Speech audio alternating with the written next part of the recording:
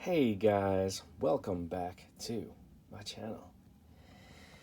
We've got some great results here once again on the Yarn Garden Rex Begonia water propagation, Alocasia, a bunch of things I want to show you.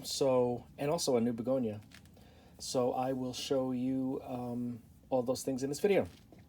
So before we start, don't forget to like, comment, share, subscribe. Hit the bell if you want to be notified if you enjoy these videos. And yeah, share with your friends.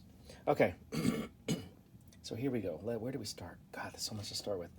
Okay, this is the Begonia Rex escargot. This was a leaf cutting. We had one new leaf. I don't know if there's anything else grow. Oh, yeah, there is. We got a little crown growing in there. I don't know if you can see it. See down there? Got a little crown. I don't want to move it apart too much. So we are continuing. It's a little chilly down here, so that might be affecting how a lot of these things are growing. But I don't want it to get too warm down here because it'll dry everything out quickly. So we'll see. Got to get a happy medium. Water propagation for the Rex leaf. This is the one had the mother leaf that was on its way out, and the plant is doing just fine. I want to see if we got any new leaves coming in. This is a new one. Oh, there's the crown is right in there. I don't know if you could see that. Sorry guys, this is not easy. Right in there where my fingers touch it. So yeah, continuing on, doing well. This is what I thought was Red Robin, but I think is Red Kiss. And this was water propagation with a very tiny stem, very tiny petiole leaf stem. And it finally took, got the babies, and I believe it is starting to root in and do well. So we will follow on with that. Back here we have this champion. Let me pull this out of here. This one is, oh, I pulled out a leaf prop. Put it back in. We're not ready for you yet. You're coming up soon. Okay, this is a beautiful, beautiful Rex, and I had this as a leaf prop in water, and it started to grow the baby plants from the base as well as on the top leaf surface of the mother leaf. So these were all the babies that were growing on the base, and as you can see, they're really starting to fill in this bowl. Yarn medium. Loving it. They are really enjoying it. Look at that crown. It's doing so well in there. Really, really, really doing well. This experiment is really showing me a lot. I'm learning a lot from this. So really doing well. No signs of stopping. New leaves every week. So very excited about that one. And the mother leaf that had the little plant growing on the top surface started to wilt, if you remember, if you've been following.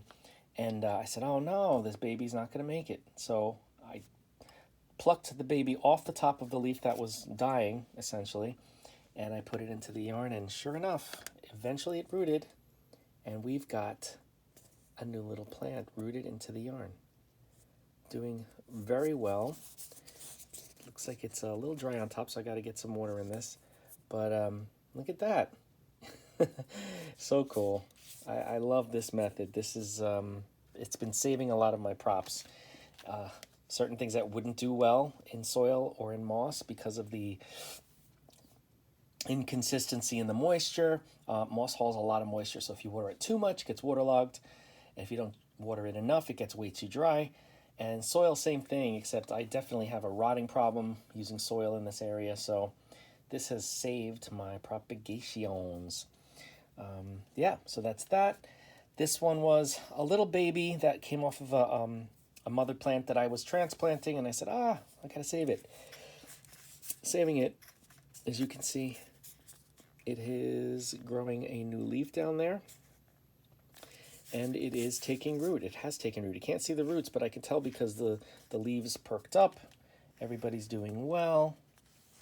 Same with this one, Rhizomatous Begonia, really pretty. I love this one. Transferred into the yarn and doing just fine. Looking forward to seeing this one thrive. This was the Rex that I put into wick watering, and still in the wick watering setup. You can't really see from there, but this was the newest leaf. It was about the size of my thumbnail when I first started including him in the videos. And this one was a deformed leaf that came out, but I'm not going to cut it off yet. Figured, hey, if it's functioning and making food for the plant, I'll leave it for a while. The older leaves are still hanging on, not looking so great, but this is what it's supposed to look like. I believe it's Fedor. Here's a new leaf that came out, nice and healthy, nice shape. And let's see, I think we got more. We got some more down there, you can see, coming out of this crown. So, doing well. I am not stressed out or upset in any way. Cuttings we took from this begonia. These are the ones that we got roots, but no plantlets on the petioles, the leaf stems. But the plant started growing on the top surface of the leaf. So as you can see, this was the first one that took. It's got a new leaf plus more on the way.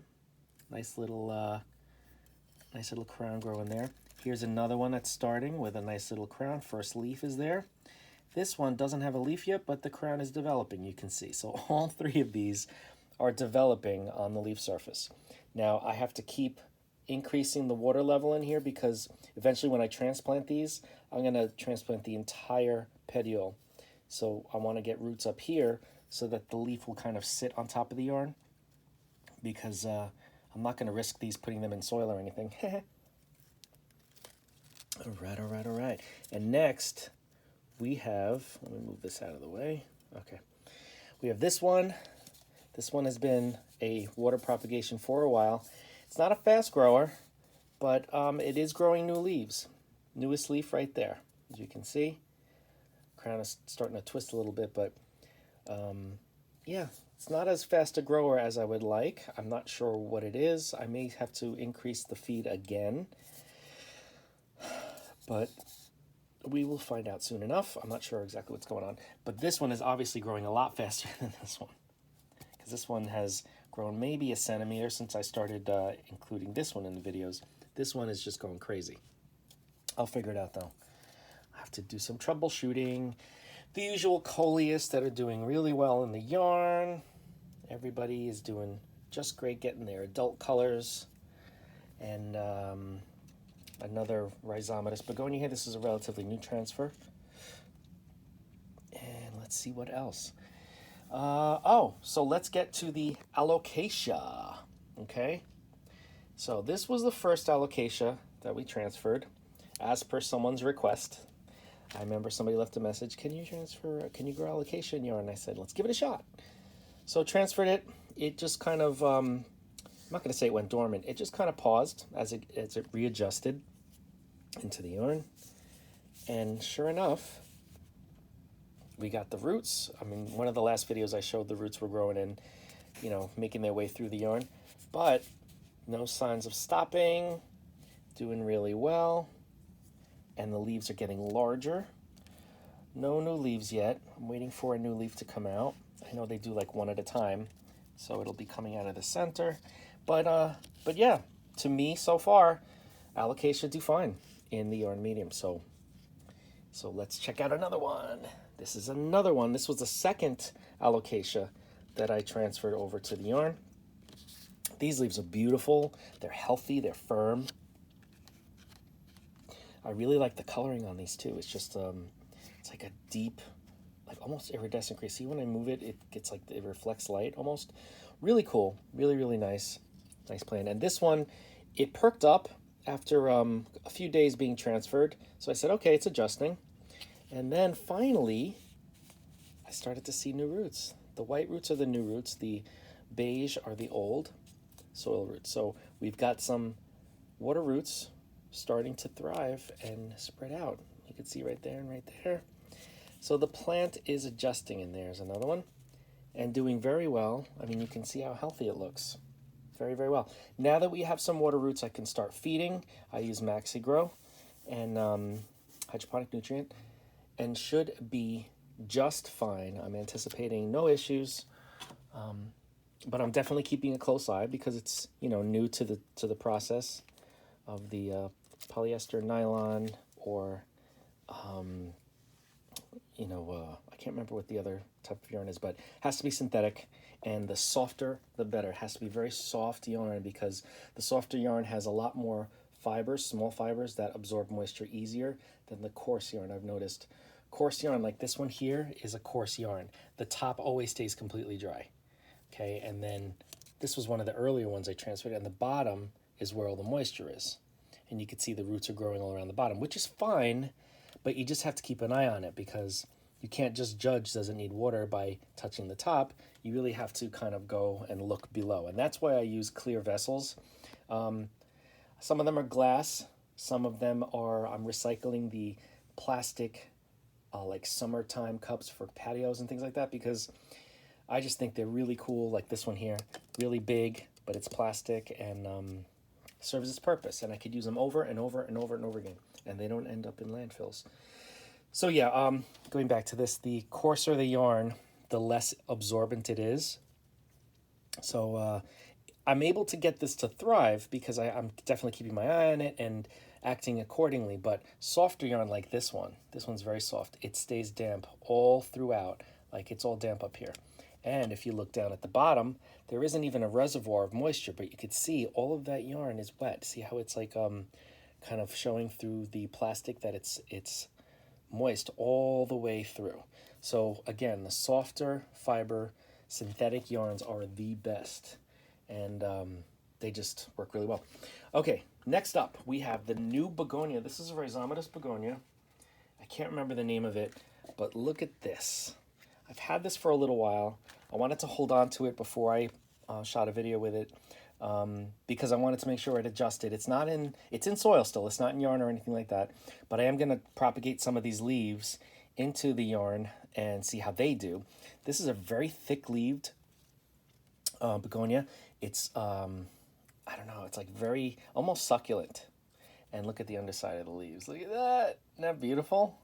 Bright, bright blood red.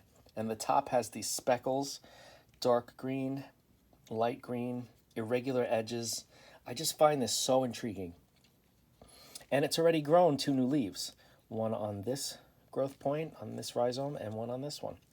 So yeah, so far so good. I'm going to start preparing to propagate. I'm going to try water propagation, see how that, I'll start out with water prop, see how that works out. I'm not going to take these older leaves because you can see they're faded a little bit.